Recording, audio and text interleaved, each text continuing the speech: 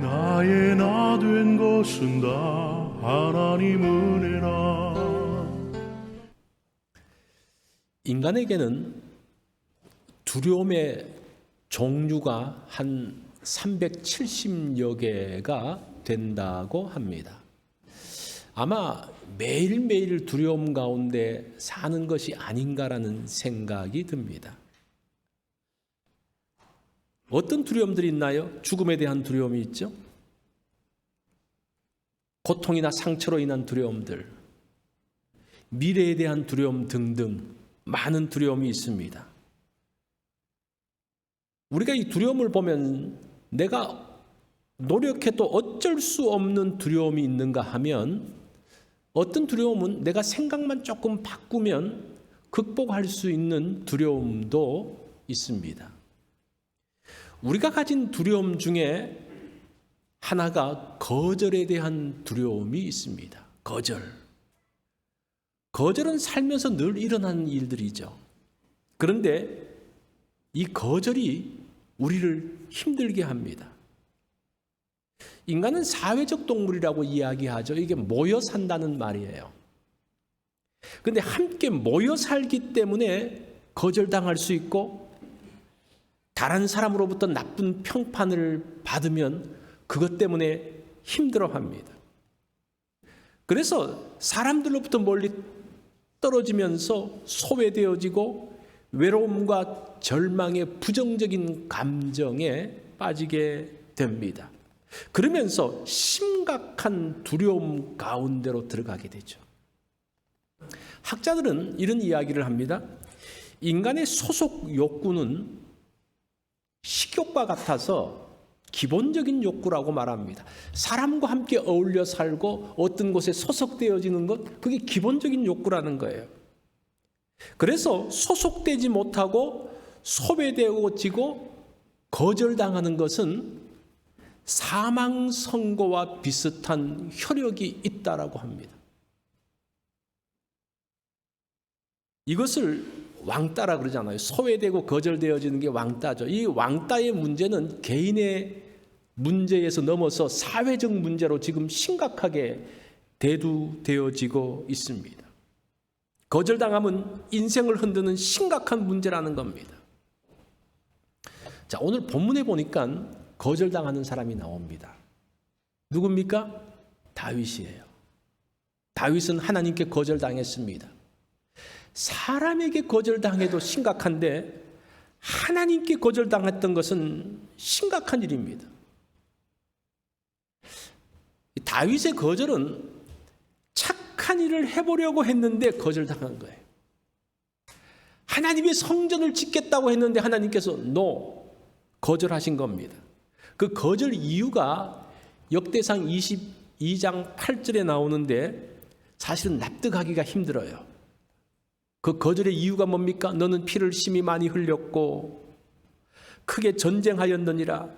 네가 내 앞에서 땅에 피를 많이 흘렸은즉 내 이름을 위하여 성전을 건축하지 못하리라. 왜 다윗이 성전 짓는 것을 거절하십니까? 피를 너무 많이 흘렸다는 거예요. 너 전쟁에 나가서 피를 많이 흘렸다는 거예요. 그 말을 듣는 순간 다윗이 속으로 이렇게 생각했을 거예요. 누구는 피 흘리고 싶어서 흘렸습니까? 누구 때문에 흘렸는데요? 하나님의 백성 이 민족을 지키기 위해서 피 흘린 것 아닙니까? 이게 무슨 잘못이라고.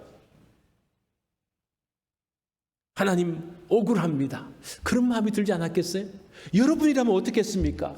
정말 교회를 위해서 집을 위해서 죽도록 일했는데 그거 하면서 너무 사람들하고 부딪혔다고 너 안 된다 그러면 얼마나 억울하겠어요. 지금 그 마음이 여기에 있다는 겁니다. 다윗이 전쟁을 한 것은 이스라엘을 위해서입니다. 누가 피 흘리고 싶겠습니까? 나도 평화롭게 살고 싶어요. 다윗이 전쟁 가운데서 얼마나 죽을 고비를 넘겼습니까? 그래도 민족을 지켜야 된다는 그 마음 때문에 전쟁에 나갔습니다. 그 가운데서 부하들이 죽는 그 모습을 보면서 얼마나 가슴이 찢어졌겠습니까? 그런 그 마음들을 하나님이 몰라주시는 것 같아요. 그 말을 들으면서. 기가 막힌 이야기죠. 전쟁에서 피 흘려서 안 된다라고 말했을 때 하나님, 나는 억울합니다. 그 말을 했겠죠. 우리는 결론을 알고 있어서 이것을 그냥 당연하게 넘어갑니다. 그래서 이렇게 말하죠. 그래도 다윗이 복을 많이 받지 않았냐고. 그거는 나중의 일이에요. 그 당시 거절할 때에 그 거절 당시에 그 다윗의 심정이 얼마나 무너졌겠습니까? 그러면서 다윗이 이렇게 말하겠죠. 하나님, 섭섭합니다. 섭섭합니다. 이런 것은 섭섭함을 넘어서 두려움으로 바뀝니다. 다윗 왕이 하나님으로부터 거절당했다? 이건 심각한 이야기죠. 지금 하나님의 백성을 다스리는 왕인데 그 왕이 하나님으로부터 거절당했다 그러면요, 그가 왕위를 유지할 수 있겠습니까? 지금 다윗의 마음은, 다윗의 거절은 그냥 섭섭함을 넘어서서 깊은 두려움으로 그에게 다가오고 있습니다.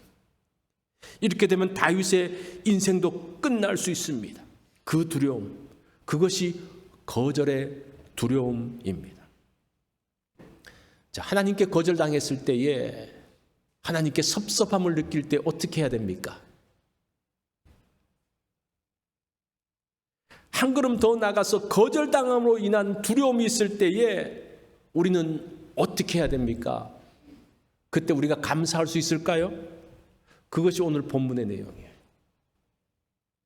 다윗이 거절당했을 때의 한 3가지 모습으로 반응하고 있는 것을 보게 됩니다. 이런 과정들을 통해서 다윗은 거절당함과 그 아픔의 두려움에서 벗어나고 있습니다. 오늘 우리가 그것을 살펴보려고 합니다.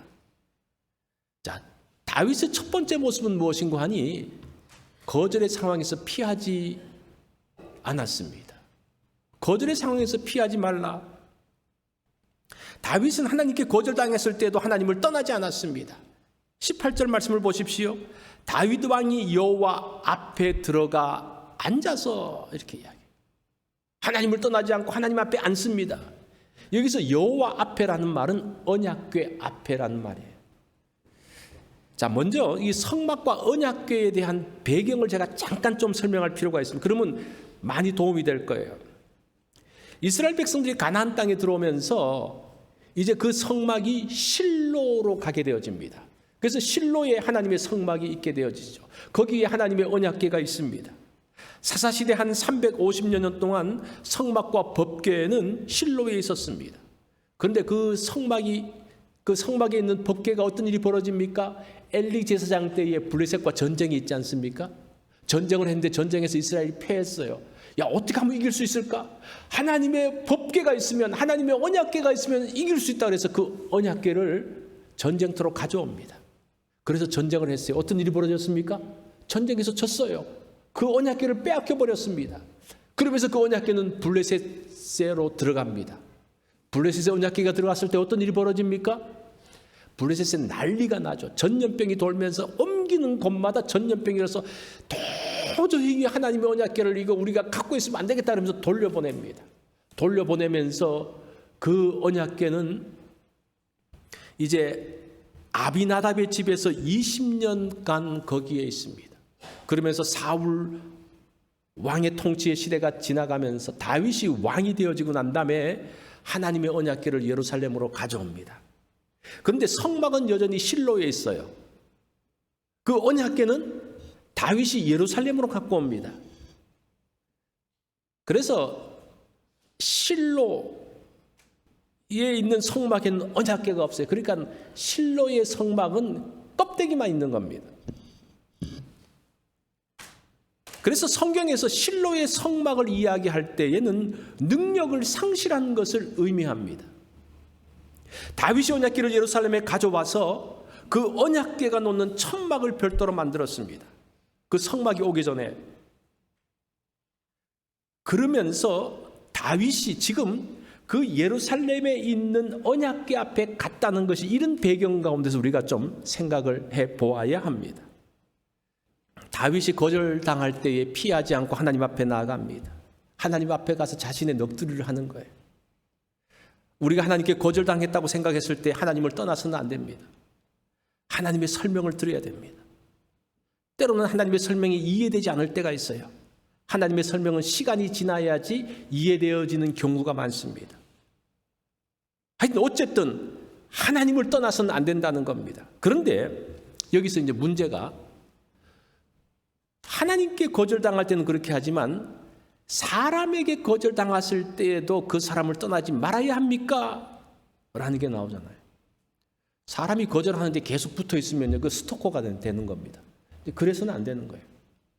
이 말은 무엇인가 하니 사람에게 거절당했을 때는 피하지 말고 그 상황을 직시하라는 말입니다. 거절당하고 소외되면 상처를 받고 절망하게 되어집니다. 거절에 대해서 잘못 반응하면요 트라우마가 생기는데 그것은 정신적인 외상이라고 말합니다. 이렇게 되면 문제가 생깁니다. 이제 거절의 상황은 살면서 계속적으로 일어나는 일이기 때문에 피할 수는 없습니다. 피해서도 안 됩니다. 거절당한다고 인생이 끝나는 것처럼 생각해서도 안 됩니다. 늘 거절당하며 사는 사람이 있어요. 그 사람이 누군지 아십니까? 보험 외판원. 그죠? 자동차 딜러. 이 사람들은 늘 거절당해요. 이 사람들이 말한 대로 다 했다 그러면 떼돈 벌겠죠. 거절당하는 것이 일상인 사람들이 있습니다. 그런데 이 사람들에게는 이런 법칙이 있어요. 100대 3의 법칙이 있다고 말합니다. 이게 무슨 말인가 하니 100번 거절당하면 3번 건질 수 있다 그래요. 그래서 보험 외판원이 가가지고 100번 이야기해서 거절당하면 그 중에 몇 개를 건질 수 있다는 겁니까? 3개 건질 수 있다는 거예요. 그래서 이 사람들은 어떻게 됩니까? 거절당해야 돼요. 100번 거절당해야 돼요. 그래야지 뭐가 나오기 때문에. 자, 이렇게 사는 사람도 있다는 겁니다. 그러니까 거절에 대해서 너무 나만 거절당하고 그렇게 생각하지 말라는 겁니다. 거절은 일상인 사람도 있다는 거예요. 다윗이 당한 거절을 보면 하나님이 다윗이라는 사람을 거절한 게 아니라 다윗의 제안을 거절하셨다는 거예요. 보험 외판원이 보험을 팔면서 거절당했다. 나를 왜 거절해? 이렇게 생각하면 어떻게 살겠습니까? 그게 아니라는 그 제안을 거절했다는 거예요. 그것이 열왕기상 8장 18절에 나옵니다. 여기 보면요. 솔로몬이 이제 성전을 건축하면서 했던 그 이야기인데 여호와께서 내 아버지 다윗에게 이르시되 네가 내 이름을 위하여 성전을 건축할 마음이 있으니 이 마음이 내게 있는 것이 좋도다. 보세요. 하나님께서 다윗이 성전 건축에 대한 제안을 했을 때 그것을 기뻐하셨다 그래요. 다윗을 기뻐하셨어요. 그런데 그 제안은 거절하십니다. 이룰 수 있다는 거예요.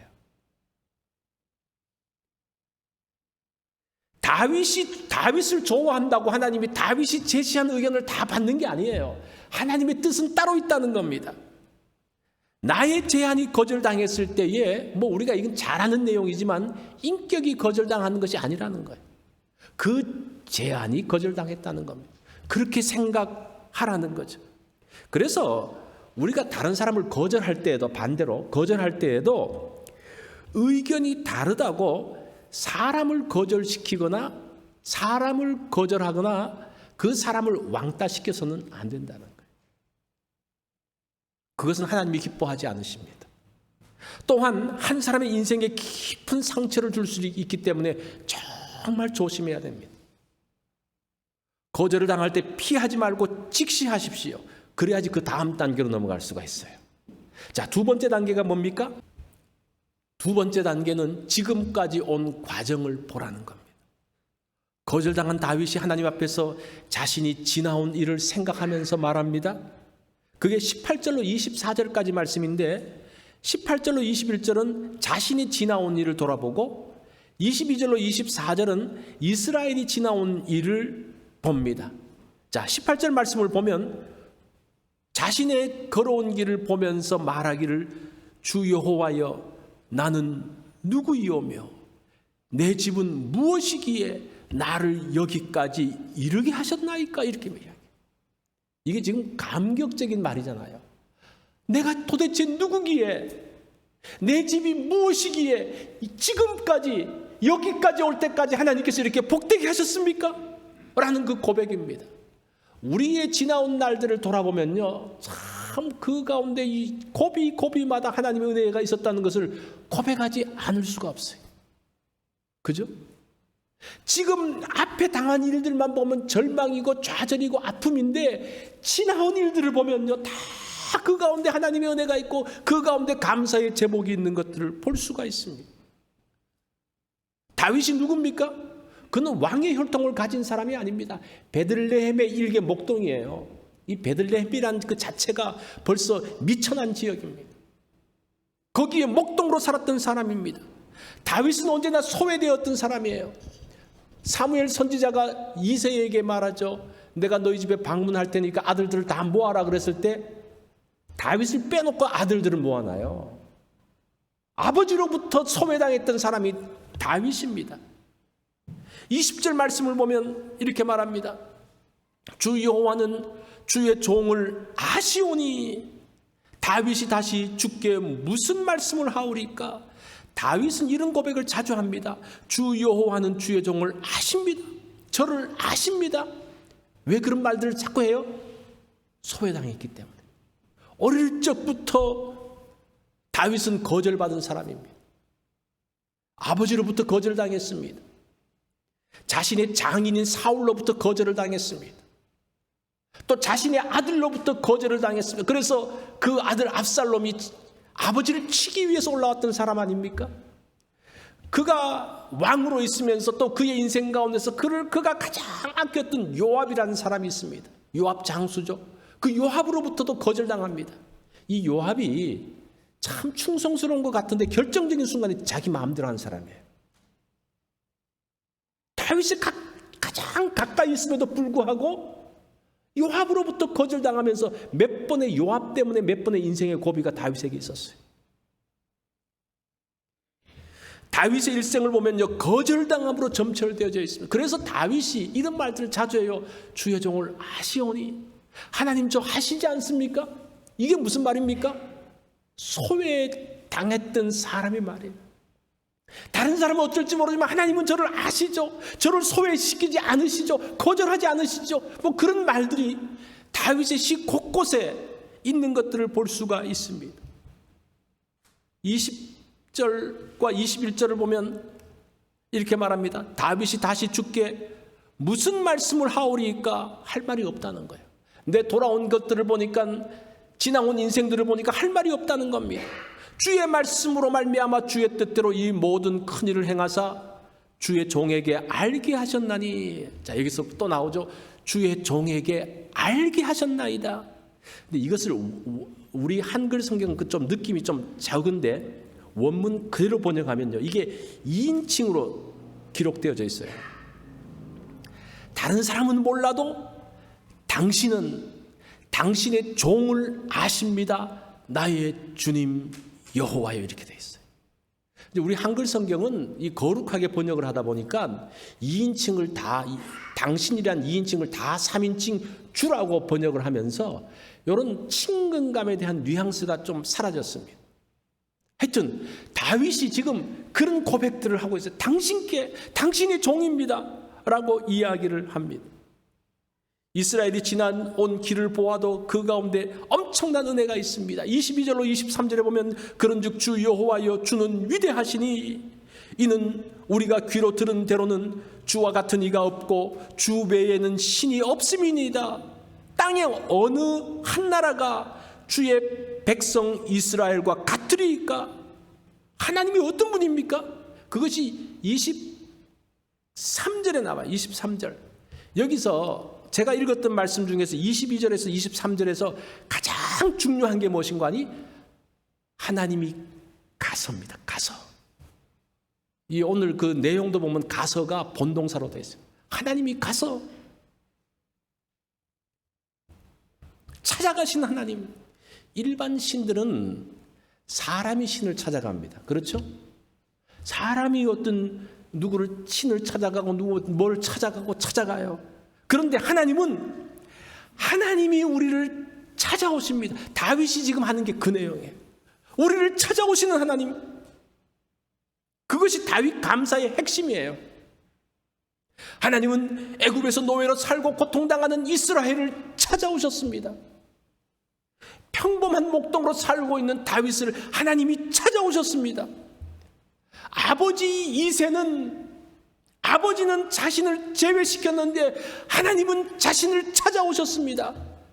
찾아오시는 하나님, 지금 이 고백을 하고 있는 거예요. 우리는 내가 하나님을 선택해서 찾아왔다고 생각해요. 내가 예수 믿는 건 내가 선택해서 내가 찾았다고 생각하는데 그렇지 않습니다. 하나님이 나를 찾아오신 거예요. 우리가 하나님께 헌신하는 것도 똑같은 겁니다. 내가 하나님께 헌신했다고 생각하는데 그렇지 않습니다. 하나님이 찾아오셔서 나를 부르신 겁니다. 제가 대학을 졸업하고 신학교에 갔을 때에 내가 하나님의 일을 위해서 내가 하나님께 갔다고 생각을 했습니다. 그런데 하나님이 나를 찾으시고 부르셨다는 사실을 알았습니다. 제가 이렇게 말씀을 들으면서 하나님이 나를 부르신 것을 제가 느끼기 시작했습니다. 그것을 보았습니다. 하나님이 지으신 우주가 얼마나 큰지 몰라요. 엄청나게 큽니다. 2016년 사이언스 저널에 발표된 것을 보니까요, 대우주 속에 소우주가 2조 개가 있다 그래요. 그러니까 대우주, 이 소우주는 은하계, 갤럭시를 이야기하거든요. 그러니까 이 소우주 갤럭시에는 별이 몇 개가 있냐, 수천억 개가 있다는 거예요. 그러니까 그 소우주 수천억 개나 별을 가지고 있는 소우주가 2조가 된다고 그러니까 그 우주는요, 하나님이 지으신 우주는 우리가 상상의 범위를 벗어납니다. 그런데 그 지구 중에 내가 있는 거예요. 그 지구는 이 우주에서 점으로 표현도 되지 않습니다. 그 가운데 내가 있습니다. 그 나를 찾아오셨어요.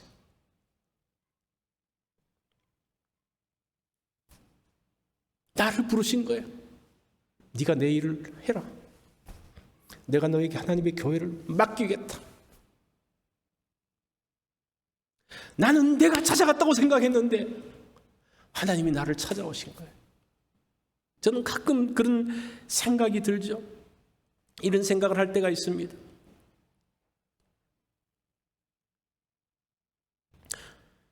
우리 교회에 목사가 한 사람밖에 없으니까 내가 없으면 교회가 잘 안 되겠지. 그런 생각을 할 때가 있어요. 그런데 나 한 사람이 없다고 하나님 일에 지장을 받겠습니까? 내가 없어진다고 이 교회가 문제가 생기겠습니까? 아닌 것 같아요. 어떤 사람도 하나님의 일에 전혀 영향을 주지 못합니다. 누구도. 나 한 사람은 참으로 먼지 같은 존재입니다.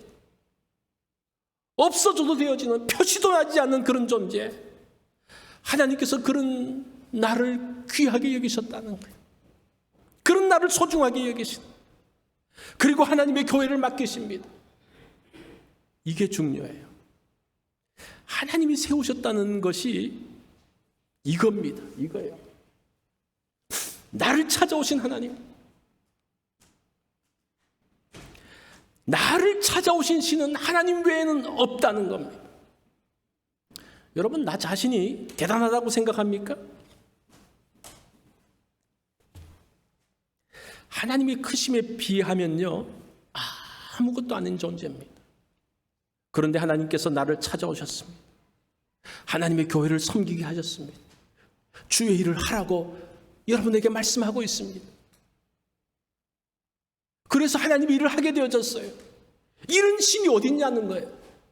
다윗의 고백이 그 이야기예요. 어디에 이런 신이 있습니까? 나를 찾아오신 하나님, 나를 구속하신 하나님, 나를 세우신 하나님, 나를 귀하게 만드신 하나님. 우리가 지나온 일들을 돌아보면 하나님이 나를 찾으셨다는 것을 알게 되어지고 그것이 얼마나 큰 은혜인지 몰라요. 그런데 내가 지금 당한 일들을 보면요, 내가 억울하고 소외된 것 때문에, 거절당함 때문에 막 속이 끓어오르는데 지나간 일들, 하나님께서 주셨던 은혜들을 보면요, 하나님께서 나를 얼마나 복되게 세우셨는지를 알게 된다는 겁니다.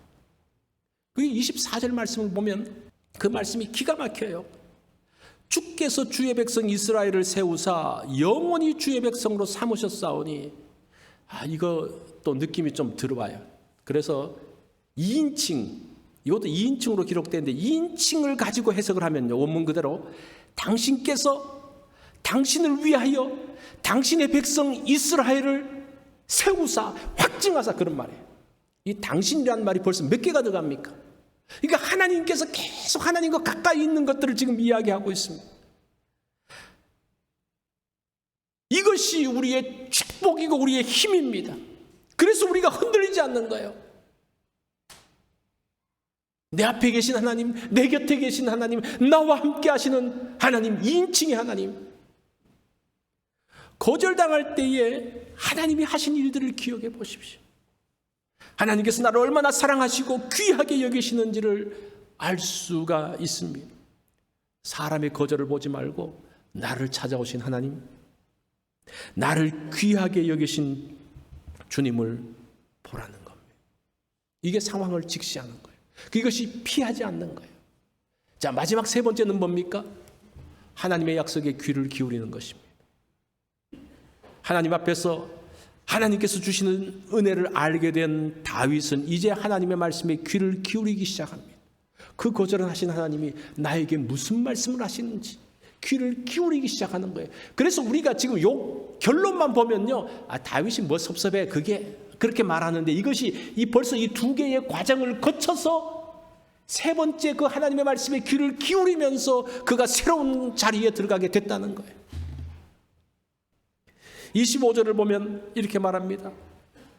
여호와 하나님이여, 이제 주의 종과 종의 집에 대하여 말씀하신 것을 영원히 세우시며 말씀하신 대로 행하십시오. 하나님의 약속대로 행하십시오. 지금 그렇게 말씀하고 있습니다. 하나님의 약속, 다윗을 향해 주신 약속, 다윗의 집에 주신, 다윗의 왕위에게 주신 약속, 그것을 지금 행해 주십시오라고 이야기를 하고 있습니다. 이제 하나님의 약속에 다윗은 올인하고 있습니다. 하나님을 전적으로 신뢰하고 있습니다. 독수리는 일반 새들과 나는 법이 다르다고 이야기해요. 일반 새들은 날 때에 날개를 쳐서 납니다. 그래서 날개를 쳐서 여기서 저기까지 날아가요. 그런데 독수리는 그렇지 않습니다. 이 독수리의 특징은 바람을 읽을 수 있는 능력이 있다고 그래요. 그래서 독수리가 일단 하늘로 쫙 올라가면 날개를 쫙 펴고 있으면서 바람을 타는 거예요. 그래서 날개짓 하지 않고 바람을 타고 가는 것이 독수리의 특징이라고 말합니다. 일반 새들은 폭풍이 몰려오면 두려워합니다. 그러면 그 폭풍 속으로 가지 못합니다. 왜냐하면 그 폭풍 가운데서, 그 비바람 가운데서 날개짓을 하면 힘들기 때문이에요. 그러나 독수리는 폭풍 가운데 머뭇거리지 않습니다. 오히려 그 강한 바람을 타고 더 높이 올라갈 수 있기 때문입니다. 사람이 가지고 있는 능력이 있어요. 어떤 사람은 작은 날개를 가지고 있어요.